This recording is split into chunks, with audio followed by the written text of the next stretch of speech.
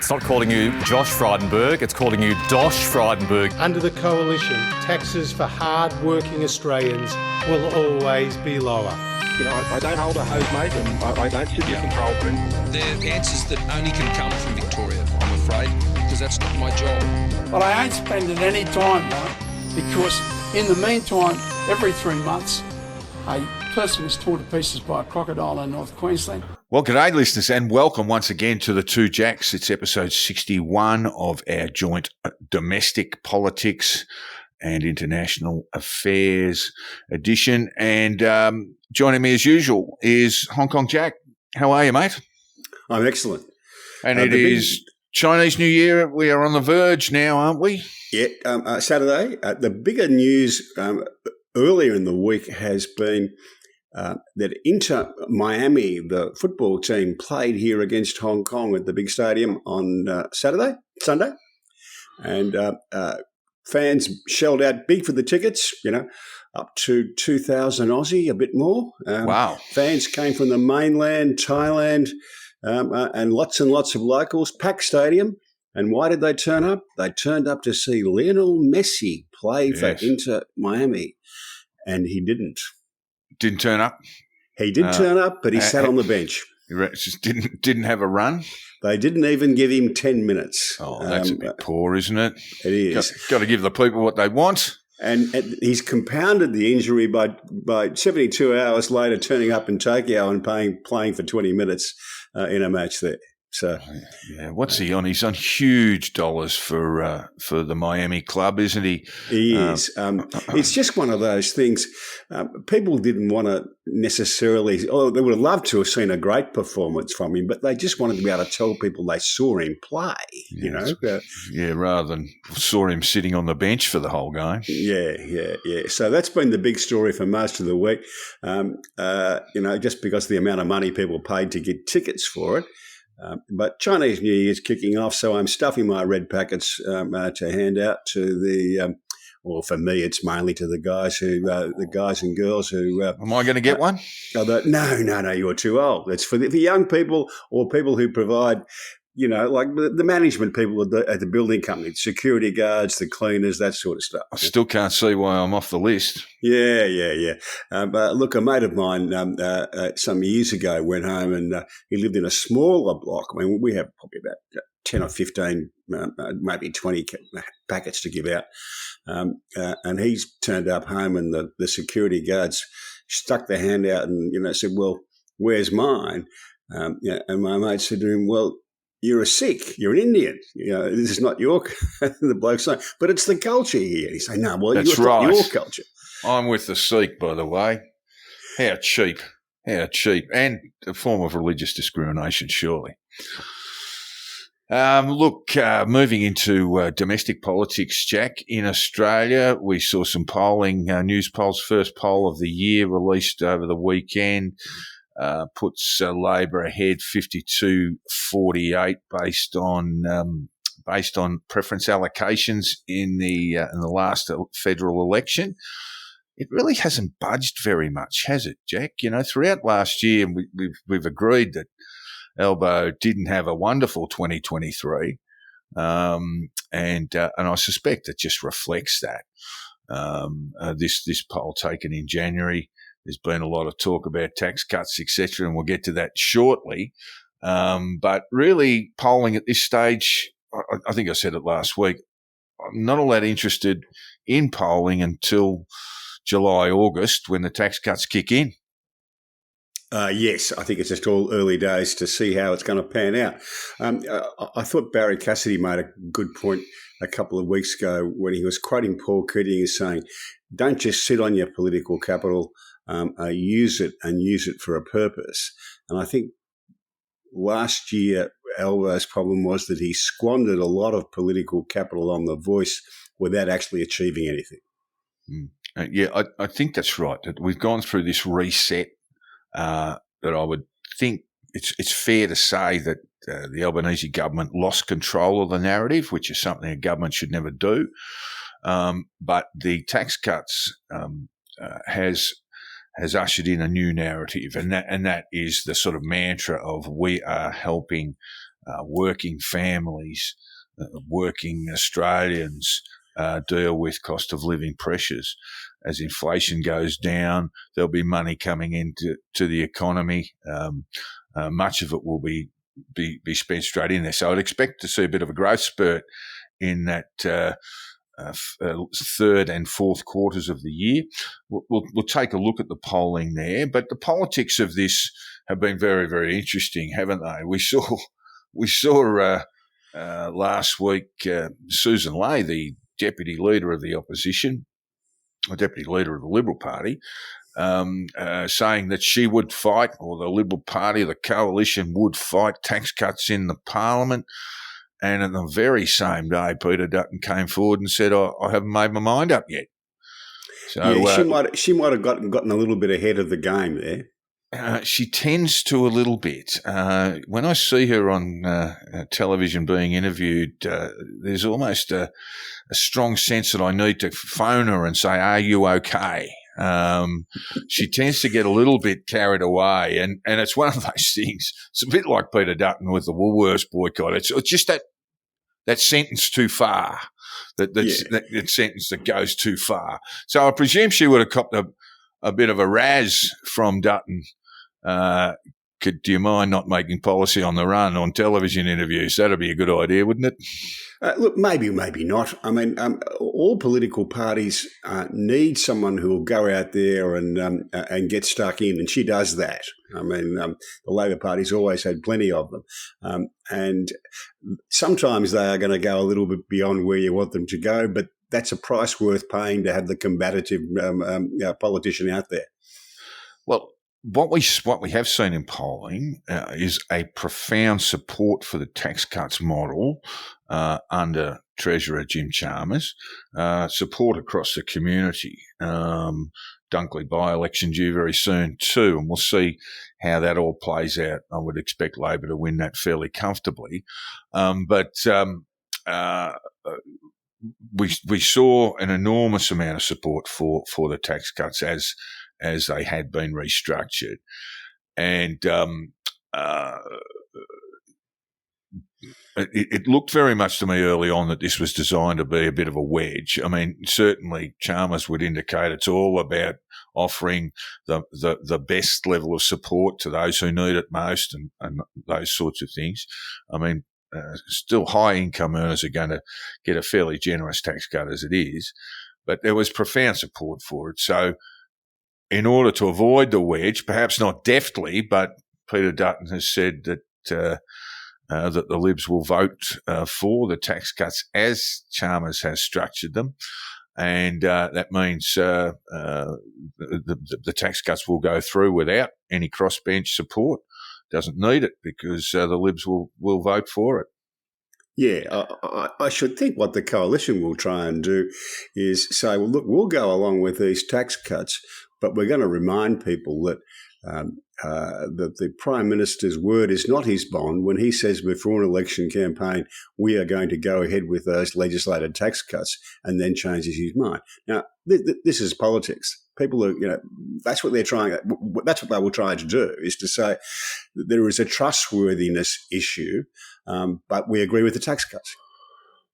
Yes, but they also agree with the old stage 3 tax cuts too, Jack, and they've indicated that they will go to the people with that in mind, that there'll be further tax cuts for high income earners, and I really don't see that working terribly well. I reckon that'll get knocked over fairly quickly throughout the year, or very quietly be shelved. Could do. All right. Yes, Parliament is back and sitting again. Albo was in a good mood he chose humour instead of lambasting the opposition and the opposition leader in particular. He seems to be quite comfortable where he's at the moment. More comfortable than he appeared as the year went on last year, yes. And look, he's... I know it's a bit of a popularity contest in polling, but his approval ratings as Prime Minister are well and truly ahead of Peter Dutton. And while he's taken a little bit of a blow, both are negative, by the way, in terms of approval ratings, but as preferred Prime Minister, which is, as I say, a bit of a popularity contest, he is a strong leader against Peter Dutton. It hasn't been a strong indicator of the outcome of elections, that particular marker. Well, the only time it becomes significant, I think, is when the opposition leader leads as preferred Prime Minister for an extended period of time. Then you know you've got a problem with your PM. So yeah, it tends to be that way. That the sitting Prime Minister will lead in terms of preferred PM. I just want to move on. We'll get to the Victorian story shortly, but Nemesis, Jack, have you seen it? No, not available up here yet. Not available up there. It is available on iView, but that may well be geo-blocked. I cannot understand this, but they geo-block almost everything. I wonder why that is. They might be looking for sales, Jack. They might want you to pop down the shop and pick up a DVD. And I just don't think most of these shows they're geo-blocking have a market outside of Australia. Well, this certainly doesn't. I mean, except for political nerds like yourself. I mean, I just don't see anyone rushing out in Hong Kong. So, I really must get Malcolm Turnbull's take on Tony Abbott. I mean, it is very, very much for domestic consumption. But look, I've seen the first two episodes. Notable omissions from the program were Tony Abbott, Joe Hockey, Julie Bishop, but the rest are there. And why do they do this to themselves? Well, I think there is, in most cases, a genuine attempt to get their side of the story on the record, to get the history told. If you like, by their own sort of blinkered view, but what both episodes have told us is just what an accomplished liar Scott Morrison is. I mean, he'd rather lie than tell you the truth. He'll look people in the eye. And we saw this when he was Prime Minister. He looked people in the eye and lie to them. He should have been a lawyer, really. My recollection from the killing season was called, wasn't it? That was the Rudd Gillard years, yes. Yeah. That I believe Julia Gillard declined to go on that, is my recollection. And I always thought that was the sensible decision. I just don't see that, and I think that Joe Hockey, Tony Abbott and Julie Bishop are right not to have gone on this. I just don't think there's an upside for you in it. No, there probably isn't. I mean, the series, of course, started with Labor in power, and it was fascinating. And there were, my memory is that Keating did not appear, but I may be wrong about that. Hawkey was there, of course, and Richo plotting away, and it is fascinating television. Good for viewers, may not be all that good for. Oh, of course, Peter Dutton is the other prominent omission. He declined for whatever reason to be part of it, but Susan Lee was there. Erica Betts, a few bit players, and of course, a perfect forum for Malcolm Turnbull, Jack, and he's always been at home on the ABC. Well, he this is probably true, and The Guardian. He did make the point, though, that, and I thought it was the most amusing, that after he had to weigh in, I think, $1.75 million of his own money to the Liberal Party in 2016, he decided against going to the people after the week from hell that the coalition government endured, where Peter Dutton threw his hat in the ring and finally Malcolm Turnbull was toppled. And of course, Scott Morrison emerged from the pack to become Prime Minister. But Malcolm had at least pondered the idea of calling an election and had made an appointment to see the Governor General, I think, on the Thursday morning at 8:00. So that was his intention, and that really would have been just burnt the whole thing down. and he said at the time that he finally sort of came to a view that he didn't want to do this because it was probably going to cost him another 1.75 million. Yeah, he'd have to fund the election. For those listeners who have got a sub to the Australian, have a read of Richard Alston's column on Malcolm Turnbull. It's a free and gratis character assessment of a very interesting kind. Richard Alston, I think, was president of he's a former senator. Former Minister for Communications, probably oversaw the absolute and utter disaster of Australia's internet rollout, high-speed rollout. He was president of the Liberal Party at the relevant times for Nemesis, but yes, he did provide a free character assessment. Look, the comments, they have this approach to it that they'll sit with all of those that they're interviewing, saying, "Give me one word to describe Malcolm Turnbull. Give me one word to describe Scott Morrison." And these are very interesting. Turnbull's response on Morrison was duplicitous, and his response to his one word response on Dutton was thug. I got a feeling that's going to stick, Jack. Could do. It was as I say, a fairly blunt character assessment of Peter Dutton. But yes, old enmities die hard. One of the most impressive performers in it, Jack, is Christopher Pyne. He's a really articulate, witty fellow.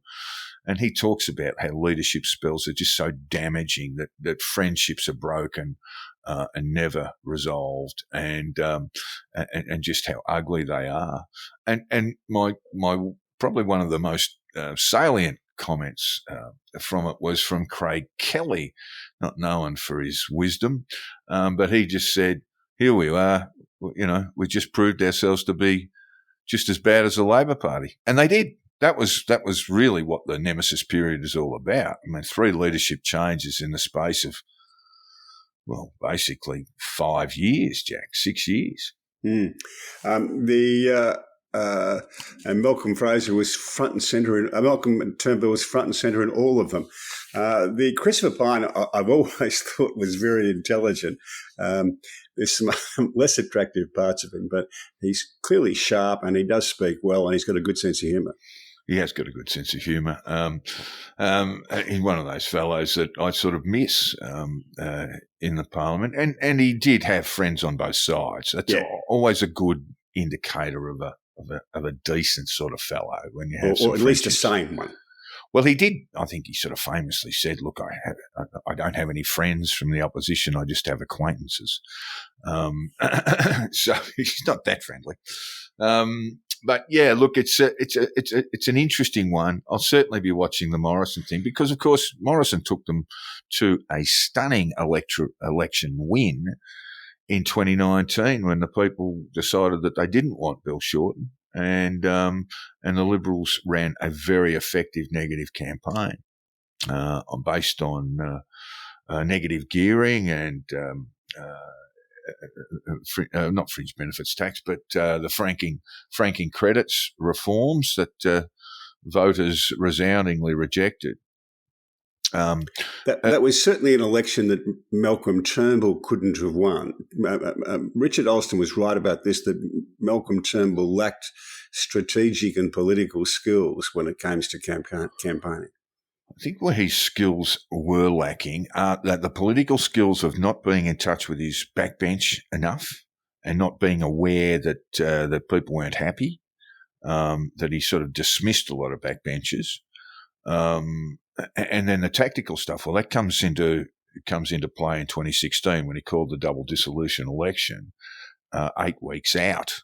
So a long winter campaign, and as Pyne and others mused, long campaigns, especially in the Australian winter, are often a very bad idea. And so it proved. Always a very bad idea, I think, would be the word I'm looking for. A long campaign, and Malcolm didn't have anything to sell besides this sort of nonsense speech bubbles about innovation and what have you. There was really nothing they had to sell besides Malcolm Turnbull, and it was one of those things where the more people saw, the less they liked Jack. The Malcolm Turnbull lost his prime ministership for the same reason that Kevin Rudd did, that he didn't like or care or have any respect for his fellow colleagues in the parliamentary party.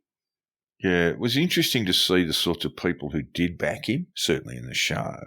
Craig Londy, who was, I think he made his way to the junior ministry. I don't think he was ever a member of cabinet, but he was basically the Praetorian Guard once, of course, Malcolm put in the bonk ban and isolated Barnaby Joyce. I mean, that was tactically those were the two biggest mistakes. He always had Tony Abbott on the back bench. Abbott declined to resign. Of course, was knocked over in 2019 and lost his own seat. But he had Abbott there plotting and planning away, and then he turned on Barnaby Joyce, and the two of them basically became the sort of pivot on which Turnbull's leadership became very shaky. It was very shaky after the 2016 election where they lost, I think. They certainly lost their majority. They had a workable majority of one, and that just makes government very, very, very, very tight. Yeah, they would have lost 2019. In fact, we'll continue to look at 2019 and scratch our heads about it, I think. But the Liberals came away from it. I'm not scratching mine. Bill Shorten was a terrible candidate for Prime Minister. Well, he did very well in 2016, Jack. I mean, that's the thing. He actually did really well and campaigned very well. That's because he was campaigning against Malcolm Turnbull. And Malcolm Turnbull was a fine local member, and I kind of liked the guy. And if I had to give an assessment of Malcolm Turnbull, I would say he's a very, very smart man, but he was unsuited to the job. Yeah, I think that's reasonable enough.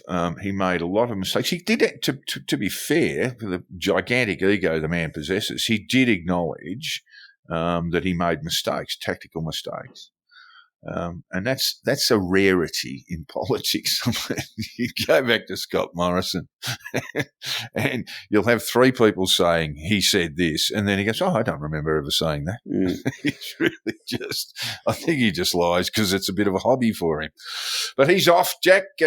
Scott Morrison is off to the world of international relations, and he's joining the who's the group run by? Mike Pompeo? Yes, by the former director of the CIA and once a Trump apparatchik, but no longer.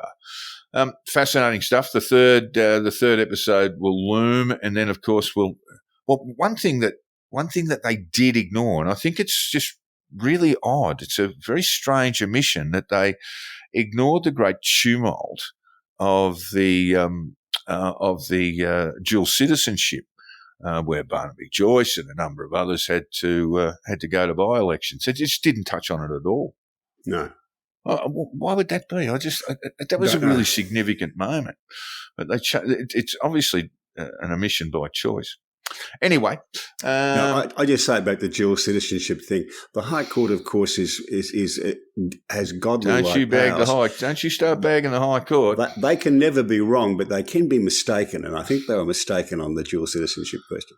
It is a very interesting thing, Jack, and this only came to my attention this week talking to a friend of mine in London, where there actually are two Australian-born MPs in the House of Commons. And there was an Australian-born minister for quite some time, Lennox Hewitt's daughter. No, look, this was all news to me. There's I think both are Labor. One's based in Scotland, and the other one is sort of from North London. and she'll almost certainly get a ministry. That might be Lennox Hewitt's daughter, I think. I think that sounds about right. But Australian-born. Lennox Hewitt was the former. I think he was secretary. I can't remember which department. Where Rex Connors was during the Whitlam government. Well, this woman, she's been an MP for some time. Firstly, joint citizenship, and that is not obviously does not exclude you from being elected to the House of Commons in the UK. And she's also a Quaker, Jack. One of three Quakers in the House of Commons. I think two from Labor and one from the Tories. And I was very, very interested, and I'll be trying to hit her up as the year goes on, and it looks very likely that Labor will win in an election, probably, according to my mail, Jack, in October. Yeah, most October probably. of this year. So we'll see how that all goes. Over to Victoria, Jack. Victorian ministers have opened up their diaries to the public for the first time, and that's revealed that they have meetings with media bosses, union leaders, sports stars, and even a Hollywood celebrity. Yeah, I don't think this is a good idea. Well, why did they do it? Was it this, sort of an appeal for transparency? Yeah, I think that people like to be able to say that we're an open and transparent government, but ministers and premiers sometimes need to meet with people discreetly. Yes. Does the diary always have to reflect that, Jack? Well, I don't see the point in opening it up unless it does. Well, but yeah, as you say, there are going to be some meetings with people that they may not want to be made public, and I suspect there would be an instruction from the ministers for the minister responsible. And let's keep this one out of the diary. I'm just popping out for a bite to eat. Yes, yeah. I bumped into someone at the football on Saturday. Yeah. Okay. Speaking of celebrity journalists, Jack, Tucker Carlson is going to interview Vladimir Putin. What is the point of that? What are we going to get? I mean, we're not going to get any insight into Putin. I don't know what we're going to get. I don't think it's a bad idea, I must say. I think more exposures in these cases is generally good. And I've seen Tucker Carlson do some excellent interviews, and I've seen him do some dogs. So I really don't know what we're going to get. Well, I imagine he's quite the pro-Putinist, of course. He's actually anti-Ukraine funding from the United States, etc. So there's a very good argument to be made that he is really just Putin's lapdog. Well, the proof's always in the pudding with these things. Sometimes people who are very pro someone, when they interview the person, you actually find out some good information. You actually get a good sense of who they are. And like I say, I've seen Carlson do good work and bad work. I'm open-minded about it. Well, I just don't know what revelations we're going to get. And it's not going to be a hard-hitting interview, is it? You're going to be 40 metres away at the long table, isn't he, for a start? He'll need a megaphone to talk to him. Yeah. He's got to be outside umbrella distance, I think, is the measure, isn't it? Were there any journalists from the UK or from the US who popped along to Bector's garden and interviewed Hitler? No. It mightn't have been a bad thing if they did. Well, why? Why? Well, I think the more people had known about him earlier, the better. Yeah, well, perhaps by 1939 it was a little bit too late. And you're right that the Nazis had basically won this enormous propaganda war. They had significant support throughout Europe and in the UK as they seized territory bit by bit. And finally, push came to shove. It's a story. The appeasement story is really one that has never really been properly examined, and it's just the cost of appeasement basically was 60 million lives.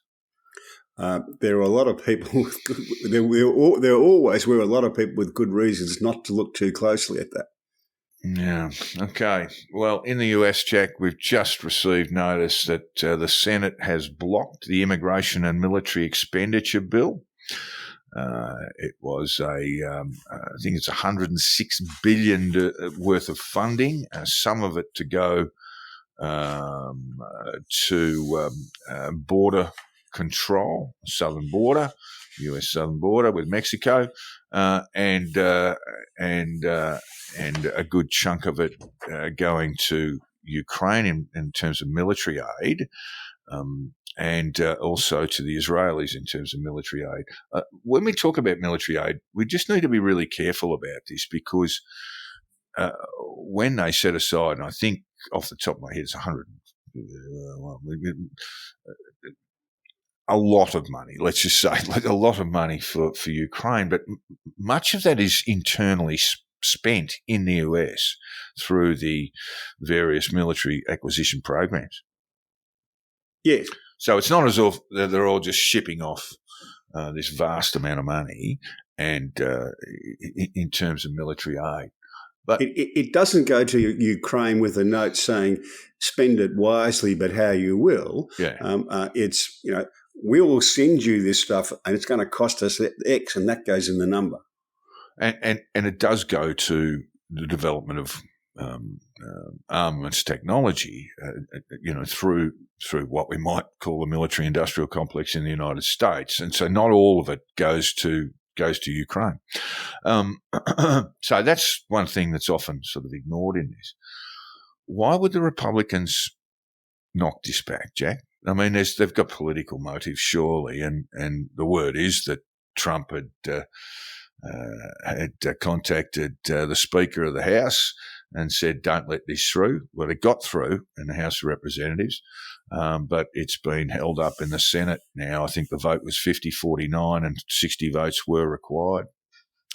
I think that is knocked back largely on the immigration question, and that's for a number of reasons. One, the people who designed the bill didn't tell the rest of the senators what was in it until about 2 days before they were due to vote on it, which is a common practice in the United States Senate. And secondly, when they did have a look at it, they didn't like what was in it.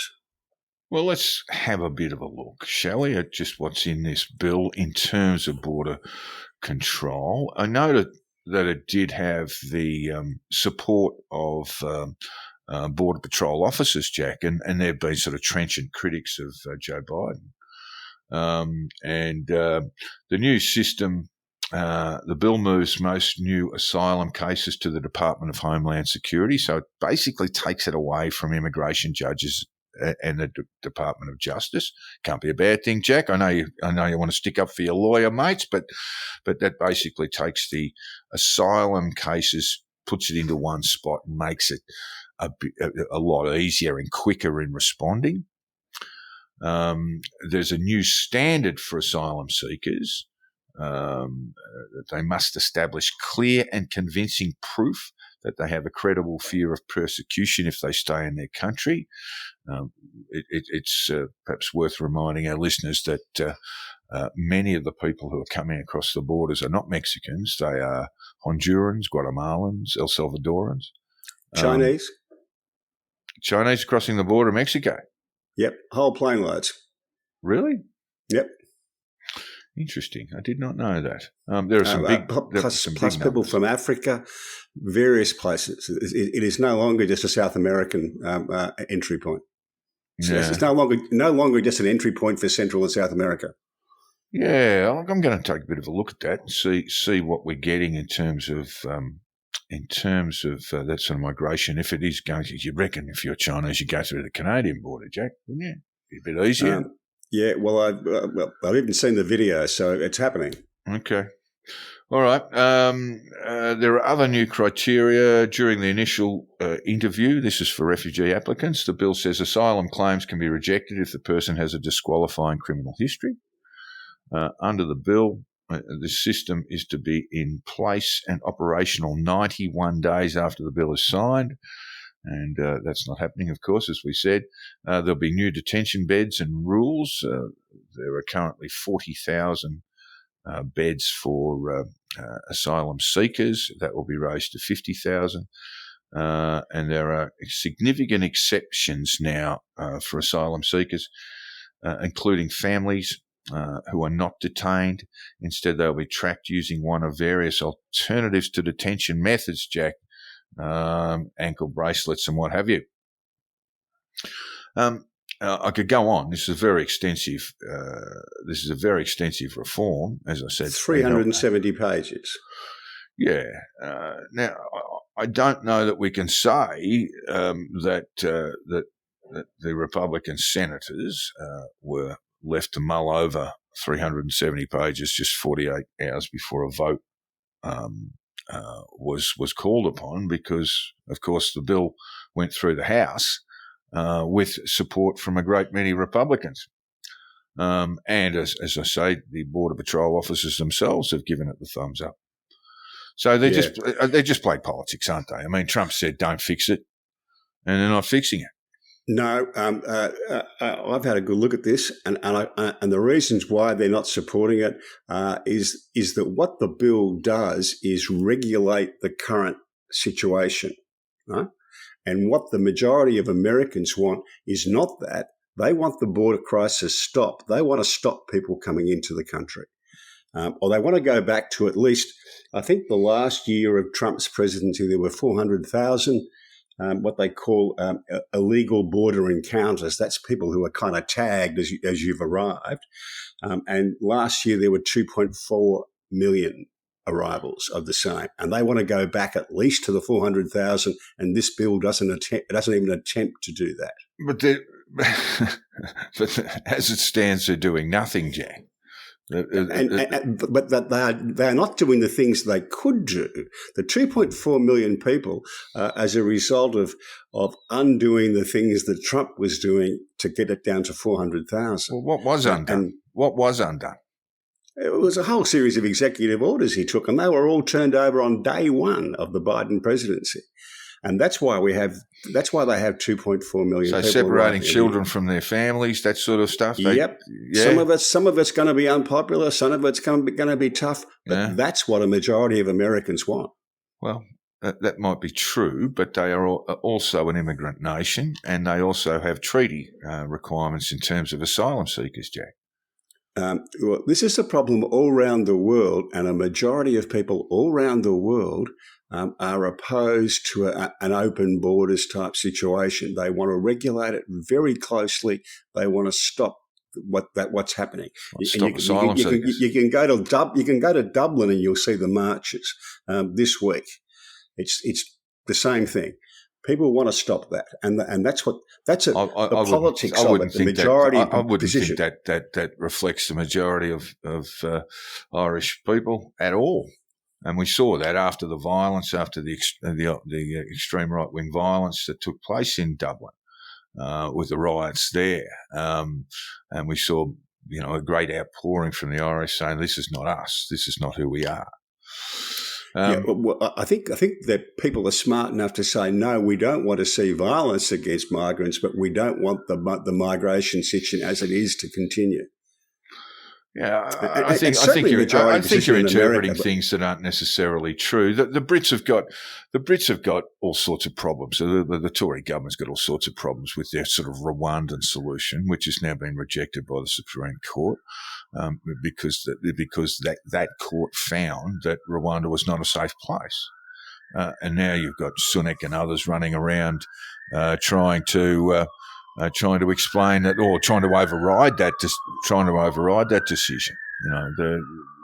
They really are lost. But when we look at the UK numbers, those numbers are, in terms of, shall we say, illegal entries into the UK, those numbers are about a quarter of what France gets, and about an eighth of what Italy gets, and about an eighth of what Greece and Spain get. And it's unpopular all over Europe. So what do we do, Jack? You've got people, you've got treaties in place that all were, most of which were written around the conclusion of World War II, where you had great movements of refugees and asylum seekers, and now we're finding that those things don't work. The first thing politicians are going to have to do is listen to what they're being told by their voters. They're going to have to address the concerns of their voters. I'm just telling you that's not clear now. I mean, you're just saying, you're giving me an objective view about what you think people think, yeah. And that may not be the way it actually is. That the part of the problem is this whole process. Let's talk about the Rwandan solution, so-called Rwandan solution, is so the discussion that's brought forward by the Sunak government and its Tory predecessors creates the sort of angst and a lot of the aggression in the community in the first place. So you're getting people sort of demonised through a process that was tawdry and was never going to get through, and that aids that basically contributes to a significant part of the problem. You've got sort of right-wing governments in Europe too who are expressing concern because they know that there's political gain to be had. I was talking to an Irish fellow about this the other day, and he says the problem they've got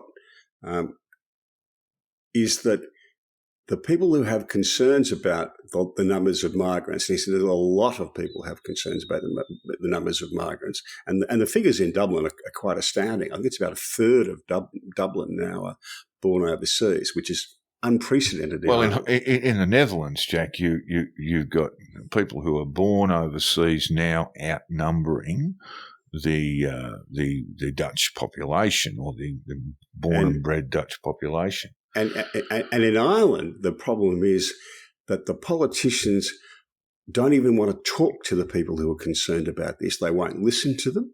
And that happened in the Netherlands, and that's why you have Geert Wilders as the Prime Minister. Wilders. I think you'll find, yes. That's right. If you ignore these people, they're going to vote for somebody worse than you. Yeah, look, I think that's right, but are we talking about a loud minority? No. It's got to be a loud minority in the Netherlands, Jack. It's got to be, because that's the way the numbers fell. I did say when my friend alerted me to this fact about overseas born immigrants in the Netherlands now outnumbering the Dutch population. I said, have you spoken to any Dutch people lately? I mean, it can only be a good thing for the country. Yeah. Well, perhaps the jokes will improve. Anyway, well, in the meantime, Jack, what we've got is a stall on funding for the Ukraine. And I know you've quoted Mike Lee at some distance here about how the bill was actually prepared and what have you. And Mike Lee's been, well, he voted against sanctions for the Russians in 2017. I wouldn't say overtly he is pro-Putin, but he's a bit of an American isolationist. He's an isolationist. That's a very good description. That's right. He rejects that, by the way, but he is. He is. But there's certainly elements about his political stance that do that. I don't hold any brief for Senator Lee. I thought his comments about the process of developing these bills, where they're done by the people at the top of the party without consultation with the wider group of senators, is bad, and I happen to agree with that. Well, what happens if Donald Trump says don't fix it? Then most Republicans are going to vote against it anyway. It wouldn't matter how much time they had to deliberate on the bill. I don't know that that's right. Well, he most certainly did say that. I think if they'd been brought along with in the process and said, "What do you think should be in the bill?" there was a much greater chance of the thing succeeding, but they weren't. Well, yeah, I think what you're saying is basically right, but this is a party beholden to Donald Trump, and he most certainly does not want the border fixed, regardless of whether this bill will do it or not. Because he sees that as probably his strongest political asset at the moment. Well, I think he's right. I think having the migration situation in the southern border as it is will carry him a long way towards the White House. Yeah, Biden's still ahead in New Mexico in polling, and I think going okay in Arizona, but look, you do have a party beholden to him, and I think this is a nice play from the Democrats to try and take some of the heat out of the issue that they are going to suffer at the ballot box over. There's no doubt about that. But to say, look, we tried to fix it, but Donald Trump said he doesn't want it to be fixed. Yeah, people have got better memories than that.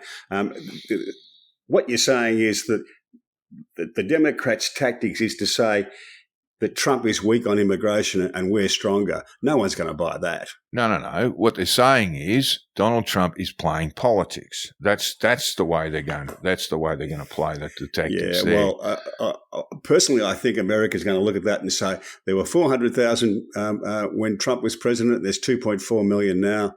It's an extra 2 million people. We know who's got the problem with it. If you look at that figure, and the figure I'd ask you to look at is the December 2020 figure, and that was when, of course, Trump was still in power, and there were big numbers coming through then. Yes. All right. Moving on to the United States election here, and we've got Trump showing up for the most part ahead of Biden. Again, I think the polling is going to become clearer as the primaries conclude. So we're looking at sort of murky stuff at the moment, a little bit. You can tell, I think that the support for Trump is actually quite soft. And that may well change the longer we go into it. His woes are considerable, but he will not now face trial for the 4-count indictment DC matter I think it was due to start on March 4. There will be an appeal that will go to the Supreme Court, Jack, because the Federal Court of Appeals decided that presidents aren't immune from criminal prosecution, aren't given a blanket exemption from prosecution. There's a question of whether the Supreme Court will hear and determine that before the election or not. Yeah, we have no date for the resumption of that process, the 4-count indictment in DC. It's odd, Jack, because you would think that the American people deserve to know if the GOP presidential candidate is a crook or not. Well, you start all these legal proceedings, they run on their own steam. Well, that's because Trump wanted a determination, and indeed Jack Smith did too, the chief or the prosecutor, special prosecutor, wanted an interpretation on this because there's long been held a view that goes all the way back to Watergate that no president should be charged for anything they do in office. There are all sorts of arguments about this, and it will play out over time. My personal view is that I actually think that it's if you're going to take the heat out of the election, I think kicking some of these things down the road is going to be actually good for America, and people, voters, will be able to make up their own minds and let the chips fall where they may after the election. At this stage, there are the RICO stuff in Georgia. I think is I don't think we have a particular date there. The Florida secret documents case, that's also been pushed late into this year. And then we've got the New York stuff, which is sort of a fairly light round of indictments compared to the DC and Georgia matters. It may well be that none of these things go to trial before the election, and maybe that's a good thing. I didn't think the Democrats were foolish enough to bring these charges in the first place. They'd have been if the aim is to keep Donald Trump out of the White House, they'd have been better off fighting him on political grounds rather than in the courts. Yeah, look, I take you're looking at this from a political standpoint, but if there is a view that the man has committed crimes, surely he shouldn't be exempt from prosecution. No, but all of these prosecutions have the stamp of the presidency on them. Because three out of the four lots come from the Department of Justice, who are part of the executive branch, and the president is head of the executive branch.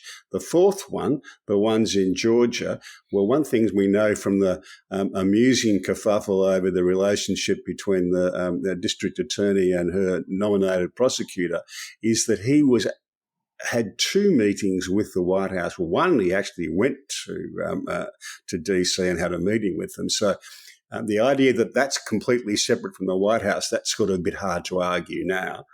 Personally, I think are you now, or have you ever been to the White House? I mean, I don't really see. I don't really see that. I mean, what's been alleged, Jack, is that Trump, even after January 6th, was still trying to connive a way to retain the presidency. It would have been the greatest act of theft of all time, and there surely are consequences for it. If he does become elected president, he's likely to sweep all this stuff away. But as it is, I think probably it's best for America that these prosecutions don't take place until after the election, so it can always be said he was beaten fair and square. And that will be hard to argue even now because the indictments have been late. It was always better, in my view, to fight this on political grounds. Let the people decide, not to try and use the courts to achieve the outcome. Yeah, but I think you're really drawing a long bow there too. I mean, you're actually saying that Trump didn't commit these offences, when there is an abundant amount of evidence that he did. I'm making no comment about whether he did or he didn't. I don't have a view. No, what you're saying is that if he did, he shouldn't have to face consequences. And in a country like the United States, with a justice system that's not firing on all cylinders, letting influential, powerful people off prosecutions for very serious crimes is a problem. Yeah. If you want him out of the White House, fight him on politics. I tend to agree, but you can't ignore his behaviour as well. Yeah. Or the choice is doing that or indict him into the White House. I think again, when we look at his polling, it was all pretty poor pre this sort of round rollout of indictments. It was all pretty poor then. And as I say, I think there's some sort of soft support for him that may well dissipate, but we will see. In the UK, Jack, sad news, King Charles III has been diagnosed with cancer and is undergoing treatment as we speak. He'll continue his private duties in terms of signing in documents, signing in bills, signing in acts, I should say, and continue to meet with Prime Minister Rishi Sunak. But his public duties will cease for a period of time while he undergoes treatment. We're not sure of what the cancer is, other than it's not prostate, and so there's no real point in speculating, but I would think, Jack, one of the things that he can do now is perhaps reunite his family around his illness. Yeah, but the best comment on Twitter, has anyone asked how Megan is? Oh, that's cheap. Who did that? Name that name. That's just a cheap shot. I think it's fairly fair. Why is it fairly fair? I mean, here's a bloke with cancer basically trying to put his family back together. It's not having a go at King Charles. It's having a go at Meghan, who I don't know whether you saw the Oprah interview. Was all, no one asked how I was. Yeah, look, that's all fine, and we can deal with that. I mean, families are very complex.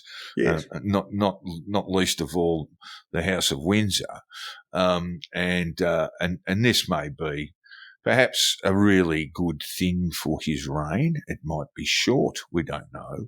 The statistics are, for a man his age, probably stands an even money chance of surviving for 10 years. He will receive the best of care, obviously.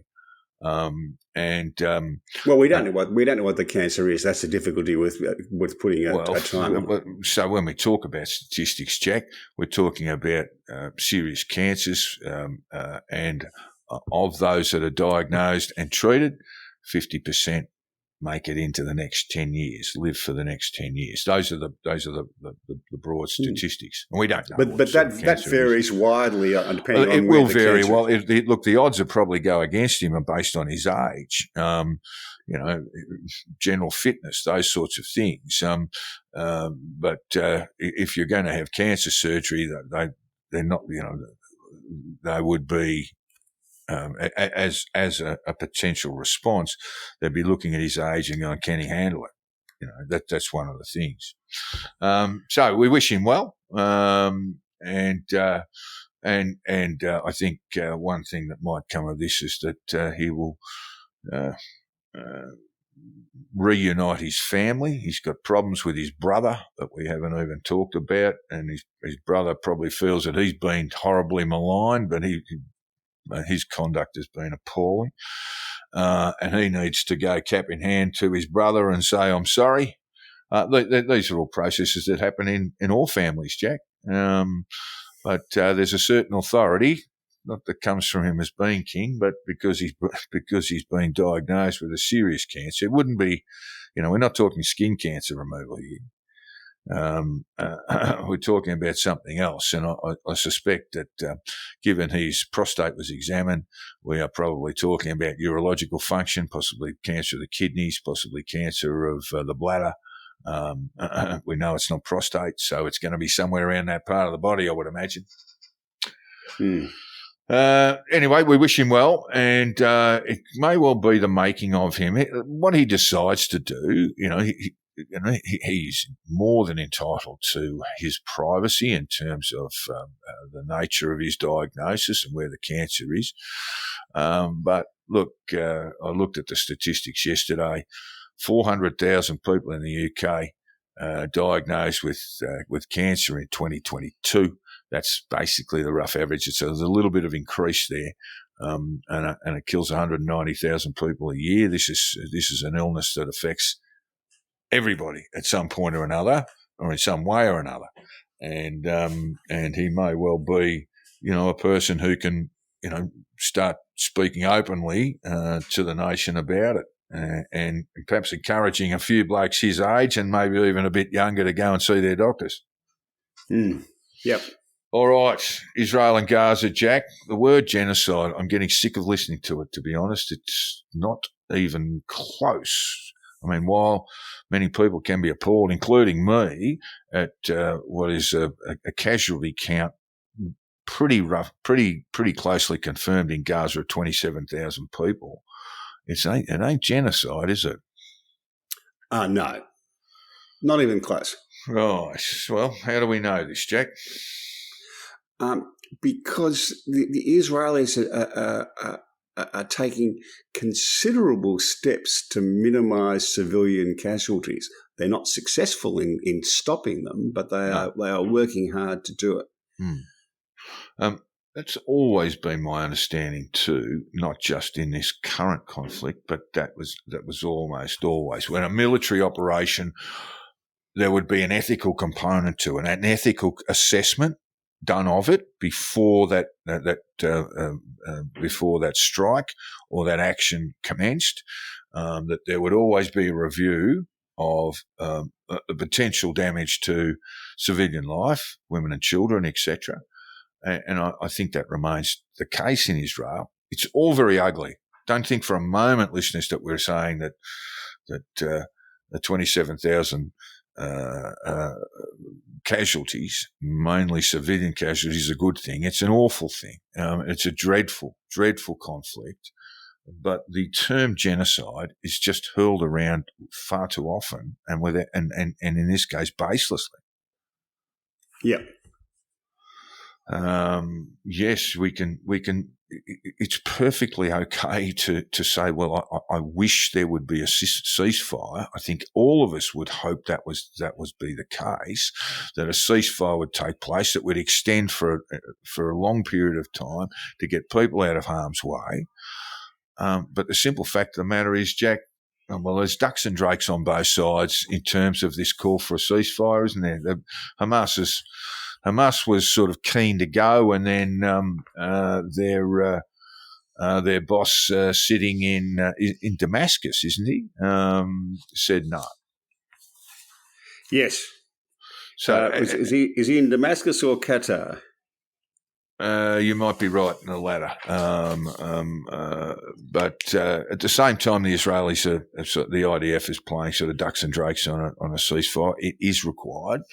But neither party, that's Hamas and the IDF, the Israeli government, can come to any sort of consistent view on how that ceasefire should take place. Yes. Prime Minister Netanyahu was on the news this morning saying no, that they are going to push for total victory. Now, what does that mean, Jack? And that in his view, the total victory is the only prospect for a future peace in the Middle East. What sort of... to be honest, that sounds just awful. That means the complete obliteration of Gaza, that sort of language, isn't it? Total war. No, the complete obliteration of Hamas, or as near to it as they can get. Yeah, but that's going to mean more and more civilian casualties, obviously. Those sorts of expressions I just don't think are terribly helpful. Perhaps this might be not a great way to look at things, but are there implications for the US presidential election for over the Gaza conflict, Jack? Yeah, there are. I think it's Van Jones. I forget what his role was in the Obama governments, but he's now on CNN. And he thinks that Biden has got a real problem with young Americans, young Democratic Americans, who are calling him Genocide Joe because he is not sufficiently pro-Palestinian.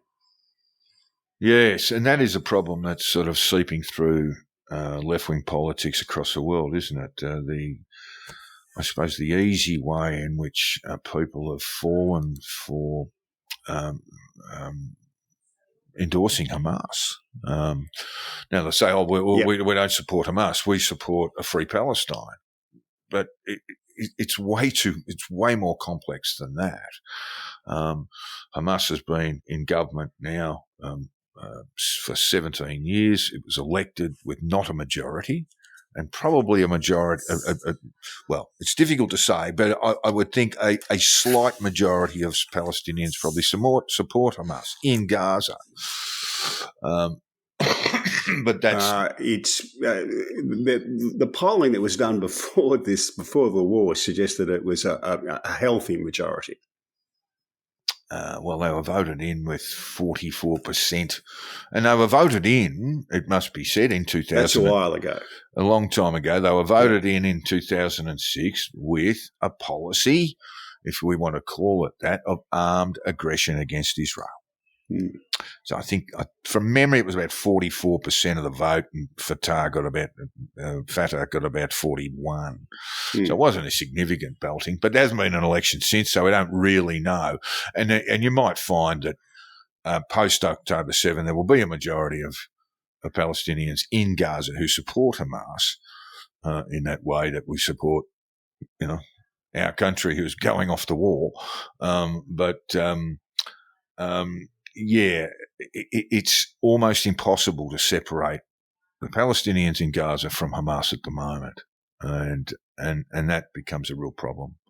That becomes a real problem for those people who are promoting this idea of a free Palestine. In an ideal world, that could happen, but the simple fact of Middle Eastern politics is that you cannot deal with Palestine at the moment, or the Palestinian movement, without Hamas, and that's the problem. And that is where the left is so wrong on this.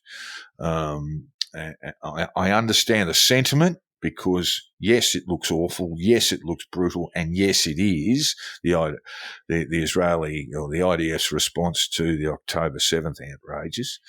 But the simple fact of the matter is while Hamas continues to represent at least a significant portion of the Gazan population, there is no prospect of a negotiated solution.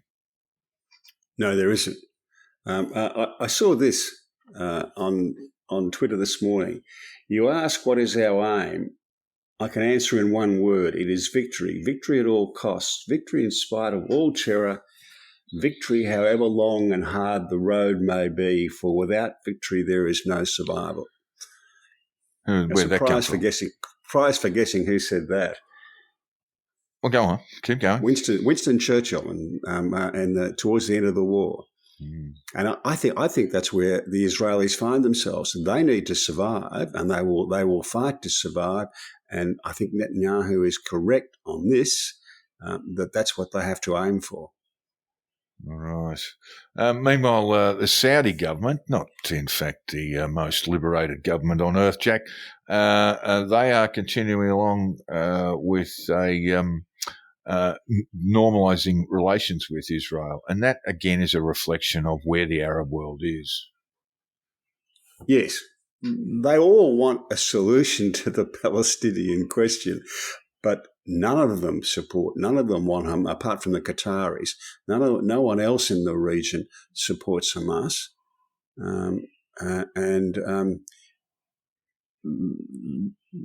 They want to have good relationships with Israel. They want to build a future with Israel. And they don't. The Egyptians seem to be getting off scot-free, Jack. They've closed the border, the southern border of Gaza. You can get through, but it is going to cost you a bit of baksheesh to get through. And the Egyptians have sort of sat in their hands throughout this conflict too, without providing any support for the Palestinian people. And I'm talking about genuine refugees trying to get out. Yes, but because they don't want them. That's right. This is the awful reality of this, is that the Arab world, almost as much as the Israelis themselves, want Hamas gone. Yes. All right.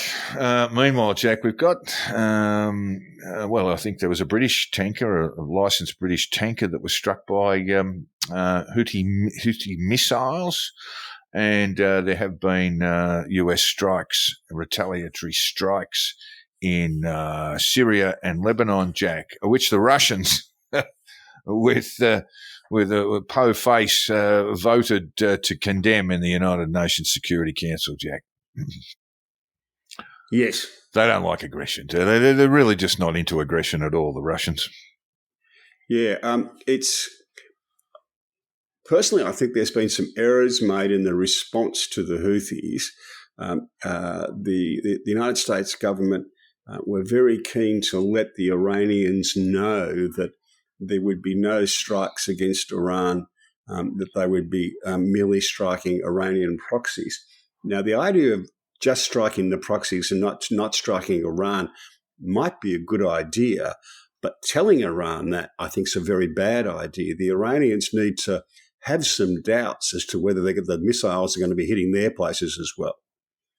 Well, the Iranians officially are saying, well, we don't know anything about we don't know anything about anything. We've just been sitting here and there's all this sort of conflict a long way away. We don't know anything about it. Yeah, no, and no one's believing them. But yeah, there you go. It is. There is a bit of a credibility issue there.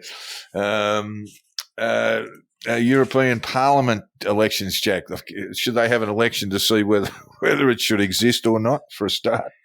If they had an election like that, they would lose, which is why they will never have one. That's right. We're actually voting for the end of their existence, and a very sweet one it is. There have been another notable MEP members, or members of the European Parliament, who are complete Brexiteers and want the place to shut down. I mean, probably about a third of them who were elected to the Parliament actually oppose the existence of the Parliament itself, Jack. Yeah, there are two issues that are in particular going to be difficulties for the bureaucrats in Brussels during this election. And they are migration, which we've already spoken about. The second thing is the net zero mandates from the EU, in particular as they impact on farmers. And there have been blockades in Belgium, Paris, France, Germany, Italy, Poland, and Romania about all of this. Big demonstrations by farmers, Poland and the EU has just caved yesterday. They are dropping the 30% reduction target on emissions from farming. They are reversing their pesticide quotas. They are allowing more land for agricultural use and agreeing to stop telling EU citizens to eat less meat.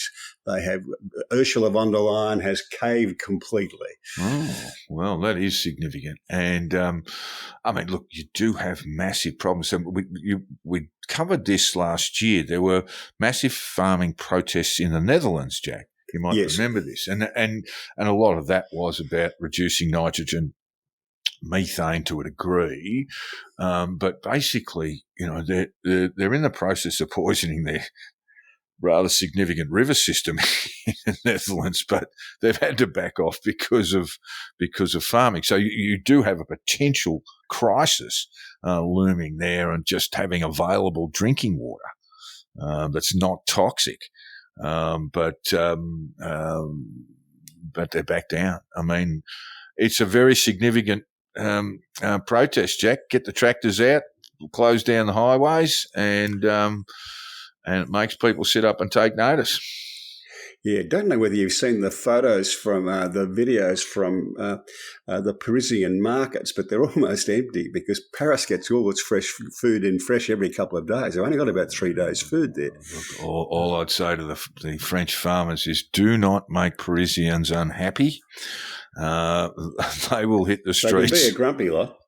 Can be a bit grumpy, and might get a bit. And if they're hungry, they're going to be hangry, and they might get stuck in there. They will knock a tractor over if there's a croissant on the other side, Jack.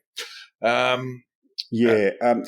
how will the elections go? I still think the pro-EU, pro-Brussels bureaucrats will just have the numbers post the election, but there'll be a lot of the very pro-European, pro-EU MPs who will no longer be going to Brussels, which would be a shame because I think it might be one of the great jobs in the world. Wouldn't it be fantastic? I was just thinking to myself, what do we miss? We're just missing out on this sort of stuff, Jack. I mean, I know we're not living in Europe, so we don't really qualify for election, but I can't think of any more fun than being a member of the European Parliament. You pop in, check your emails once a week, and that's about it. The rest is just and go to lunch. And there'll be some very fine places around Brussels. Yes, it is the job that keeps on giving, I reckon. Yeah.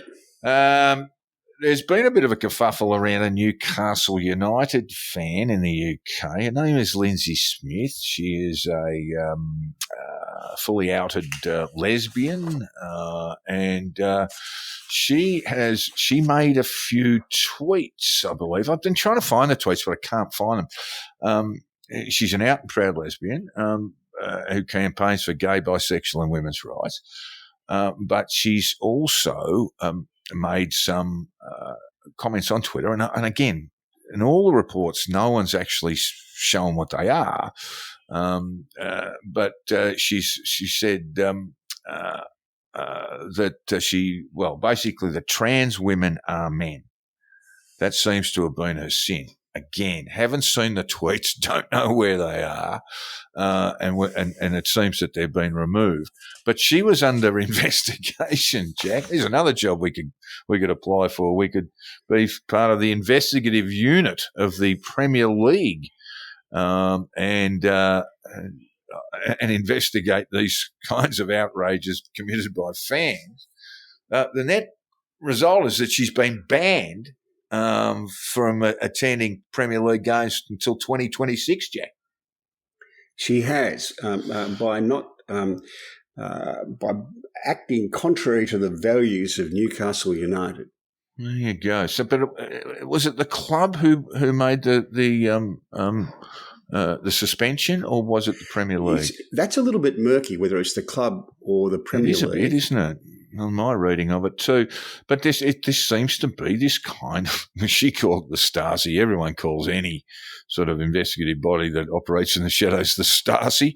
But there is this investigative body that gets out there and finds where fans are saying things on social media that might not be accepted by a lot of people, and they're finding themselves being investigated, Jack.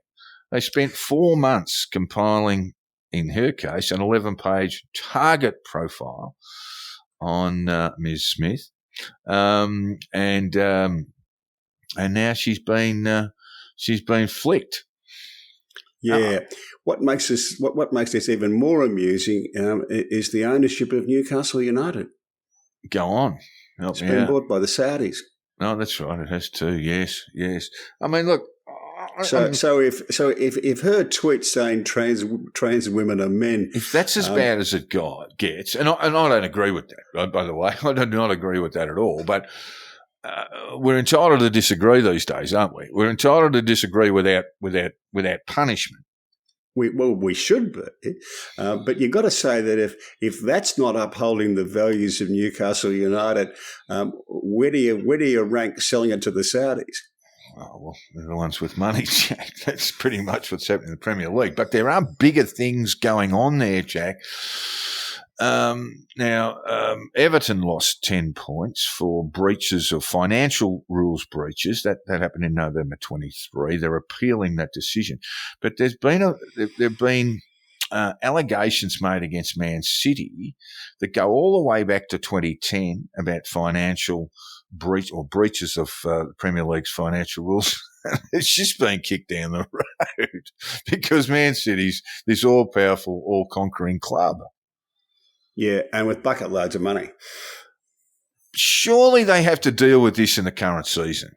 Now, they have to deal with this in the current season, and it may well be that Man City lose all of their points, and it's a very complex matter, far more complex than the Everton business.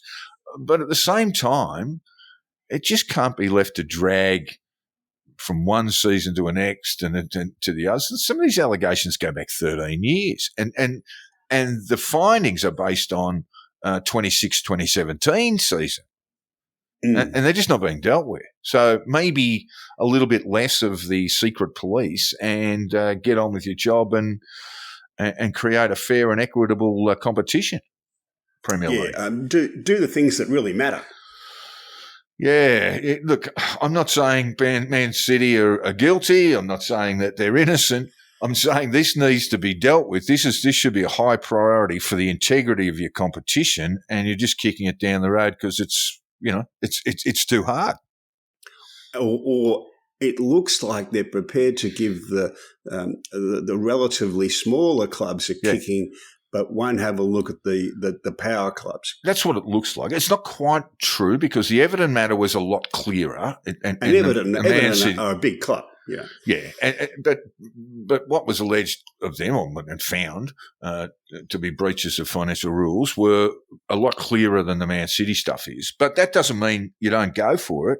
And while these allegations are bubbling away, and as they were last season, Man City go on and win everything. Strange, Jack. But that takes us into sport. We were already there in a way. Wonderful test match in India, the second test v England. England fell about 80 or 90 short and were ultimately bowled out on a wearing wicket by, I think, one of the best fast bowlers in the world, Jasprit Bumrah. He was far more effective than the spinners, and when he bowls that reverse swinging Yorker, it's going to knock over just about anybody. Yeah, it was a great test match. That's two great test matches in a row over there. It's a good series. But it's been a lot in the English papers and on English social media about whether their Bazball approach cost them the test match, and that seems to be a very popular view. I think that's absolute bullshit. And I watched the last day, and you and I were talking about how it was set up for a really grand finish, and it just fell short of that. And look, Jimmy Anderson didn't help. The number 11 batsman on the night before, after the fourth day's play, going, we'll try and knock them over in about 60 or 70 overs. They needed 330 at that stage. And said, Jimmy, you're a number 11 batsman. Perhaps leave the batting talk to the batsman, mate. That didn't help. But I didn't see any mad tearing away. I mean, once they lost a couple of wickets just before lunch, they were not so much in the business of survival, but they were playing the game according to the conditions at the time. Yeah, so I didn't see any Bazball at all. I thought Joe Root was a bit frivolous. He sort of that may have been because he had an injured finger, so perhaps he was just out there to make as many as he could while his finger stood up. But English fans are English fans. That's what they believe. Jeffrey Boycott weighed in to say Lord. That he thought they'd had gone away from Bazball a little bit, and Jeffrey Boycott commenting on Bazball would cause me a considerable amusement. Just a reminder to our listeners that the unknighted and yet to be named Sir Jeffrey Boycott is not a wife beater. That woman he beat was not his wife. Yeah. Then from this went on to discussions of, well, did Bazball cost us the Ashes last summer? I fired in a response to this saying, I think Bazball got you close to winning them. I think Bazball has just become a media confection now. I mean, I saw Stokes talk about how they approached the final day after the result was known. And it was just all measured stuff. And we will, play according to the conditions and where we are and where the scoreboard is. I didn't see any sign of overly aggressive batting. What I did see, though, Jack, was the emergence of Zach Crawley as a really good opening bat for England now. He had a pretty good. He was the top scorer in the Ashes, I think, last year. So he's well on the way. Yeah, look, he is one who has emerged, and part of the problem with English cricket was, going back a few seasons now, is that they didn't have reliable blokes in 1, 2, or 3, and Crawley always looked to have. The technique and the mindset to go to do this, and now he's emerged as a quality opening batsman for England, and that's a big part of their problem solved. He was very, very good, and the left arm spinner Jack, help me out with his name, debuted in the first test. Hartley. It's Tom, isn't it? Tom Hartley. And he looks like he'll keep Jack Leach out of the English side when they play around the world and only pick the one spinner. He's been very, very good. Got spanked in the first test in the first innings, came back and took 6 or 7. He took 7, didn't he, in the second dig? and that's a really good sign of a strong mind. You know, you're never going to have everything going all your way. And his first outing, he got belted all over the park, then came back. So he looks like an emerging cricketer for them. And not bad with the bat in his hand. A little bit better than Jack Leach, who can just knock him back down to the bowler.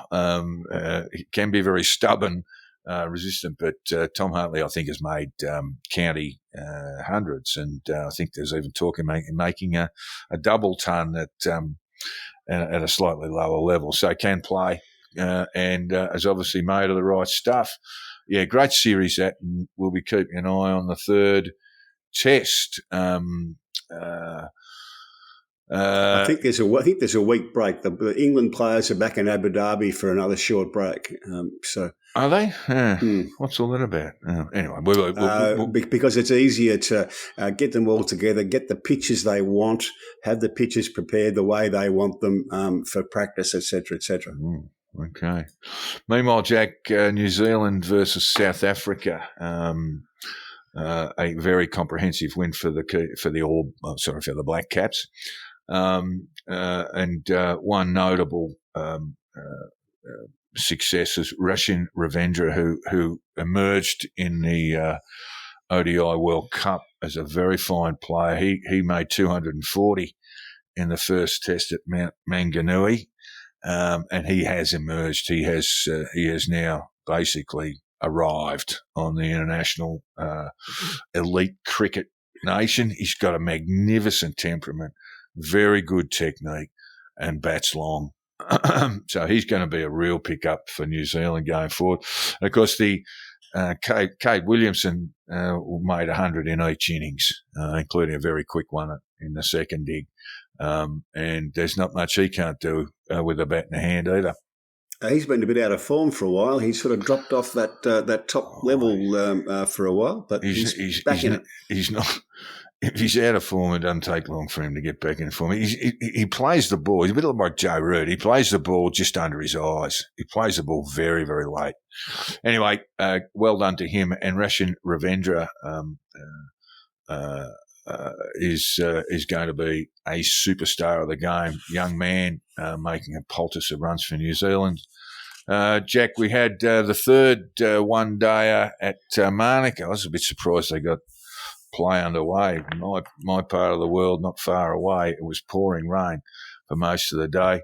The Windies were all out for 80-odd, and Australia got them in 7 overs. Bit sad, wasn't it? Yeah, I'd sort of lost track of what was happening with the one-day series. Well, Australia cleaned up 3-zip, and the Windies bats just looked completely unprepared. They looked like they were playing long-form cricket, playing your sort of conventional Test cricket shots. They've got some good bowling, but their batting let them down. They had some, they were very good in the field, but yeah, it was a bit of a shame the way it finished. There's 3 T20s to be played, and then Australia head to New Zealand for, I think it's just ODIs and T20s. I don't think they're playing tests, but no, I think there's no test over there. Meanwhile, the women were comprehensively beaten by Duckworth Lewis by South Africa, beaten by 80-odd runs. But Australia won now a one apiece in the ODIs there. There's one to be played. Australia won the first one very comprehensively. But SA, it just proves that the Australian women can be beaten for a start. They're probably not as strong as they were a year ago, but South Africa had a good day out there, and Australia won the 3-match T20 series 2-1. So the South Africans had a win there. And Jack, the Sheffield Shield, we hardly ever talk about it. Tasmania are leading the table there, and look like they'll host a final. And if you look at their list. It's just a few guys who've come from other states for a second opportunity. They got some good bowling. But if you scan the list of the 11 Tasmanian Tigers, I think they call themselves, there wouldn't be too many household names there. No, they look like they're going okay, though. Good team. Yeah, it's good stuff. I mean, I could sit and watch a Shield final, and will do when that comes around. We're still probably, they play it almost in sort of late March. So I don't know how they get on in Tasmania. If Tasmania finish on the top of the table, they will be hosting. And that's the sport, very cricket laden here, but we did do a bit of soccer as well. Oh, well, we must at some point address the AFL, Jack, and I'll be interested to hear who you think will finish top 8 and who you think will finish top 2 and who'll hold up the cup. We must do that very soon. I think from memory, I keep getting these things from my beloved Carlton Instagram account. We're sort of 6 weeks to go now. Very not far away, and I think I heard something on Foxtel or Fox Sports going, "Hey, the pre-season comp starts. I think in a week or something." Something like that. And my weekly chats, my son in Sydney, he's wearing the Swans polo shirt these days, working there. So he keeps me up to date. Yeah, no, they're not far away from the pre-season comp, and it's just really they've just gone with the old. Pretty much training games now. There's no cup or anything like that. It was always a bit of a shambles, wasn't it? Because it was. Yeah. I think there was a few years there in the mid '90s or early '90s where it had a little bit of cachet about it, but not much. Oh, they did have I remember Carlton won a night final in the pre-season. Jack, they won the final. They held up the cup or whatever they were handing out there and managed to finish on the bottom of the table in the real season. So it was never a good guide. All right, so that just takes us out, Jack. What do you got for us? Oh, I got sent this yesterday. A bloke's alone. He's sitting in the airport lounge. An attractive woman comes in and sits down across the coffee table from him. She's wearing some kind of flight attendant's uniform. So he thinks, well, I'll have a chat to her and see how we go. So he says, well, I'll try and find out which airline she works for. So he tries the British Airways motto. He says, to fly, to serve. And she looks at him blankly. So he thinks about it and thinks, I'll come up with, what about the Air France motto? Winning the hearts of the world. And she looks at him blankly again. So he thought, I've got to keep going here. So he tries the Malaysian Airlines motto, going beyond expectations. At this stage, she gets a bit cross and says, what the fuck do you want? And he says, it's Qantas. Oh, well, yeah, that wasn't bad. It was a long lead up there, but coming off the long run. But, that's not bad at all. What the fuck do you want? Our apologies to everyone at Qantas. We think you're the hard-working men and women of the Australian national carrier, offering some fairly good tickets for overseas travel later in the year, I've noticed, which might pique my interest.